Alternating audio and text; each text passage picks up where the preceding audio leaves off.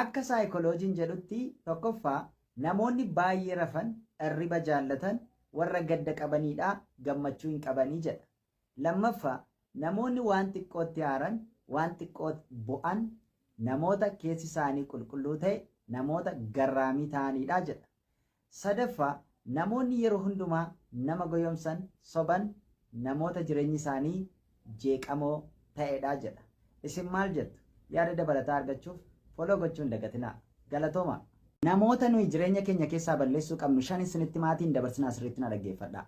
Akkasumallee hiriyoota keessaniif sheer godha. Namoonni kun hiriyoota keessanis ta'uu danda'u, bakka tokko hojjechuu dandeessu, bakka adda addaatti walitti dhufuu dandeessu. Garuu jarreen kun isiniif fayyadan. Tokkoffaa namoota gaafa isin barbaaddan yookiis muddamtanii barbaaddan yookiis wayiif barbaaddan isin jalaa badan. Lammaffaa namoota yeroo hundumaa isinii wallaalaa gochuudhaani isin goyomsuu yaadan akka waan tokko nama hin beeknetti warra isin ilaalan yeroo isin beekaa callistan isaaniif immoo gowwummaa kan itti fakkaatu jechuudha. Yeroo hundumaa kan soban dhugaa afaan isaanii keessaa kan hin baasne namoota akkasii jireenya keessan irraatti fageessuu qabu. Inni sadaffaa yeroo hundumaa mormii kan jaallatan yookiis negatiiv tiinker kan jennu jechuudha. Waan hundumaa negatiiv kan itti mul'atu poozitiiva isaarra gaarummaa isaarra waan badaasaa kan itti mul'atu jechuudha. Warra mormii baay'isan yeroo hundumaa mormii jaallatanii jechuudha. Inni warri arfaffaan warra dugda duuba nama hamatan yookiis siin dabalatee jechuudha. Siiniyyuu dugda duuba kan si hamatanii jechuudha. Namoota kan ofirraa fageessuu qabdu. Inni shanaffaa fi inni dhumaa namoota iccitiidhaan milkaa'umsa kee inaafan jarreen kana jireenya kee irraatii fageessuu qabda. Yoo milkaa'uu barbaadde yaada kana fakkaatu argachuudhaa fi foloo gochuu hin dagatinaa. Hiriyoota keessaniif illee sheer godhaa. Galatooma. Yooyyaa harka fuunee akkam jirtu?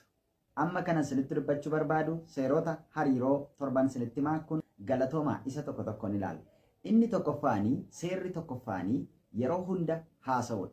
Yeroo hunda nama wajjin hariiroo dhaabbanne sana yookiis nama wajjin gaa'ela keessa jiru akkasuma immoo nama jaallannee jiru sana wajjin yeroo hunda haasa'uu qabnaa jechuudha. Seerri inni lammaffaa akkuma beekamu hariiroo keessa rakkootu baay'ata akkasuma lolatu baay'ata argumentii falmiitu baay'ata waan ta'eef lola sana yeroodhaan furuudhaa fi akkasuma immoo bifa suuta jennee furuu yookiis bifa bilchina qabuun rakkina sana on taayimii furuudha rakkoo uumame sanaa jechuudha. Sadaffaan seera hariiroo keessatti baay'ee barbaachisaa ta'e gaafa nama sanaa wajjin haasofnu bilbila keenya lafa kaa'uu qabna. Bilbila keenya lafa keenya nama sanatti fokosti goone nama sanaa wajjin waan mari'annu mari'achuu waan haasofnu haasa'uu waan furuu waan dhiisuu qabnu dhiisuudha jechuudha. Eenyu wajjin haasa'uu qabna nama sanaa wajjin bilbila. Namoonni tokko si dhaggeeffachaa bilbila tuttuqu. Bilbila gaafa tuttuqan jechuun atteenshinii isaanii si bira hin jiru. Maalirra jira? Bilbila sanarra jira jechuudha. Kana jechuun vaaliyuu nama sanaa gadi buusnee jirra jechuudha. Innis haa ta'u isheenii yeroo walii wajjin haasa'an bilbila isaanii lafa keessanii bilbila keessan lafa keessanii walii wajjin haasa'uu qabdu jechuudha. Walii wajjin dubbachuu qabdu jechuudha. Kun immoo maal godhaa hariiroo keessan sana baay'ee akka inni ija gaarii godhatu baay'ee akka inni bareedu taasisa. Akkam jirtu amma kana isinitti dubbachuu barbaadu gaa'elatti utuu hin galin dura wantoota gurguddaa 5 isin beekuu qabdan isinitti himaa. Wanti kun wanta baay'ee barbaachisaa fi qorannoo adda addaadhaan mirkanaa'edha. Hiriyoota keessaniif illee sheer godhaa. Wanta kan aga dhumaatti dhaggeeffadhaa baay'ee isin fayyada waan ta'eef jechuudha. Inni tokkoffaanii namni sun godaannisa inni qabu godaannisa jireenyaa yookiis tiraawomaa jenna kana dura mudannoo isa mudatee ture rakkina isa mudatee ture adagaa isa mudatee ture yookiis wanta sammuusaa keessa taa'ee godaannisa itti ta'ee jiru tokko gaafattanii baruu qabdu jechuudha. Maaliif hariiroo sana keessatti baay'ee isin fayyada waan ta'eef. Lammaffaa seenduubee nama sanaa seenaa nama sanaa haala inni kana dura hariiroo itti dabarse kana dura nama inni wajjin ture. Sana sirriitti qulqulleeffannee beekuun baay'ee barbaachisaadha jechuudha. Inni sadaffaan akkaataa namni sun itti guddate yookiis laayif istaayilii nama sanaa beekuun barbaachisaadha. Akkamitti guddate? Haala akkamiidhaan guddate? Isa kana sirriitti gaafachuu qabna jechuudha. Inni arfaffaan waan namni sun jaallatuu fi wanta namni sun jibbu beekuun baay'ee bareedaadha. Inni shanaffaan nama sanarra liqii jirullee beekuun gaariidha. Liqiin irra jiramoo namni sun liqii irraallee bilisa akka ta'e yoo barree baay'ee barbaachisaadha.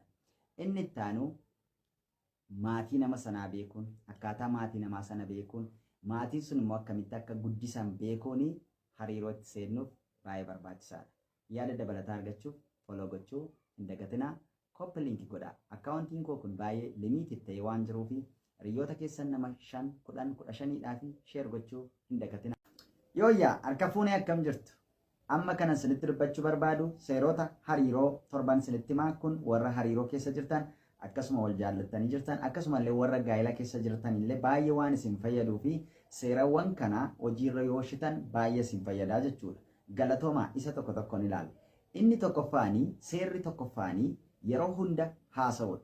Yeroo hunda nama wajjin hariiroo dhaabbanne sana yookiis nama wajjin gaa'ela keessa jiru akkasuma immoo nama jaallannee jiru sana wajjin yeroo hunda haasa'uu qabnaa jechuudha. Nama kabajamaa yookiis nama jaallatamaa fi nama barbaadamaa ta'uudhaaf tooftaawwan arfan kanaa fayyadama.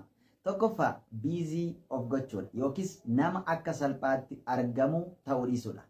Hojii dhabuu dandeessaa garuu akka barbaadamtuuf jaallatamtuu fi biizii of godhii nama akka salphaatti argamu ta'in. Lammaffaa waa'ee kee baay'inaan hin haasa'in yookiis waa'ee kee nama amansiisuudhaaf hin rakkatin. Ani akkasiidha, ani nama akkasiiti, barnoota akkasiin baradhee jira, kanan qabaa, sanan qabaa jettee nama amansiisuu hin rakkatin. Waa'ee kee xiqqeessi haasa'e. Sadaffaa karoora kee gara fuulduraa waan amma hojjechaa jirtu, waan hojjechuudhaaf deemaa jirtu kaayyoo kee nama kamittillee hin himini. Waan sana hojjedhuuti namootatti agarsiisi. Arfaffaa bakkeewwan bashannanaa, hoteela akkasuma kaafteeriyaa adda addaa taa'itii kitaaba dubbisi. Galatooma. Foloo yoo gootan viidiyoo koo lammataa argachuu dandeessu. Foloo gochuu hin dagatinaa. Gaafa of taatu, ofii kee taatu, daandii mataa keetiirra, karaa mataa keetiirra gaafa deemtu, gaafa akka namni jedhetti socho'uu dhiibdu, akka yaada namaatti gaafa socho'uu dhabdu, nama hedduu dhabda. Hiriyaa hedduu dhabda. Nama keessaa adda baata. Gaafa nama sirrii taatu, nama dhabda. Nama siif falu, nama siif dubbatu, nama waa'ee kee haasa'uu dhabda. Gaafa ofii kee taatu, gaafa waan keessa kee jiru duwwaa hojjettu, waan gaafa miira keessa kee sitti dhaga'amu duwwaa calaqqisiistu. Haa ta'u malee haga dhumaatti boqonnaa sammuu argachuuf mental satisfaction kan jennu sana argachuudhaa fi nagaa argachuudhaa fi of taatee namoota hedduu dhabuu siif wayya. Ofii kee taatee namoota warra kaan garuu dhabuu siif wayyaa jechuudha. Namoonni baay'een nama dhabuu sodaatanii yoon akkas godhe naman dhaba, yoon akkas godhe bakka hojiitiin ari'ama, yoon akkas godhe akkas ta'a jedhanii eenyummaa isaanii isa sirrii dhiisanii mul'ata isaanii gurguranii ofii isaanii gurguranii akka namaa ta'anii jiraatu jechuudha. Akka namaa ta'anii jiraachuurra of ta'anii jiraatanii gammachuu sammuu argachuu wayii. Amala namoota callisoo afuran sinitti maatiin dabarsinaa sirriitti na dhaggeeffadhaa. Tokkoffaa hiriyoota sadii caalaa hin qaban. Lammaffaa hiriyoota sanaa wajjin baay'ee haasa'u, gadi fageenyaan haasa'u. Sadaffaa kolfaa sirrii kolfa. Sababni isaa onneen isaanii qulqulluudha waan ta'eef. Afuraffaa hariiroo keessatti baay'ee amanama. Viidiyoo kana foloon goota yoo ta'e deebinee waliin arginu. Galatooma. Hariiroo keessatti milkaa'uudhaaf kana dura jaalalaan akka miidhamte hiriyoota kee warra ammaatti hin himin. Siin akkasitti fakkaatutti waan isaan garaa sii laafan, waan isaan siif gaddan sitti fakkaachuu danda'a. Garuu akka isaan si tuffatanii fi akka isaan vaaliyuu kee gadi buusan waan taasisuuf kana dura jaalalaan miidhamuu kee ofii makee qabadhuuti. Hariiroo haaraa jalqabde immoo akka nama haaraatti, akka nama kana dura hariiroo keessan turreetti, jaalala keessan turreetti, akka nama reefuu jalqabuutti wajjin jalqabe. Sababni isaa inni kunis milkaa'aa fi milkaa'umsaa waaqatu beeka waan ta'eef jechuudha. Galatooma. Viidiyoo koo kana foloon goota yoo ta'e deebinee waliin arginu jechuudha. Gaafa isheen baay'ees rakkistu, gaafa inni baay'ees rakkisu, gara waaqayyootti fiigaa.